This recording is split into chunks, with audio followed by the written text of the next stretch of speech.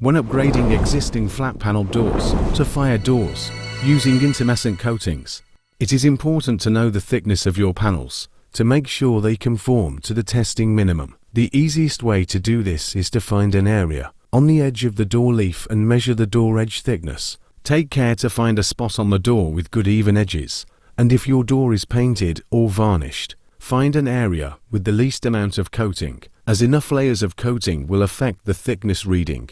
Once you have the edge thickness, write this down for later. Next, pick a panel you would like to measure. Go to one side of your door, which we will call side 1, and place a long, flat, straight object across the top of the panel as shown here. Then take your tape measure and measure from the flat panel surface to where it meets the object. That distance is the depth of your panel on side 1.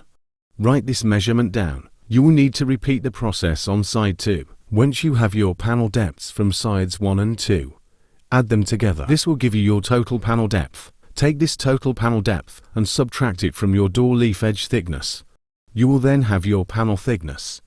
Repeat this process on all your panels, and once you have all your panel thicknesses, it is a good practice to assume all panels are as thick as the thinnest panel, as not all flat panels are perfectly flat. If you have a raised and fielded style panel or they are not flat paneled, you will need to take the panel depth at its thickest and thinnest on both sides and record these separately to give to one of our technical team.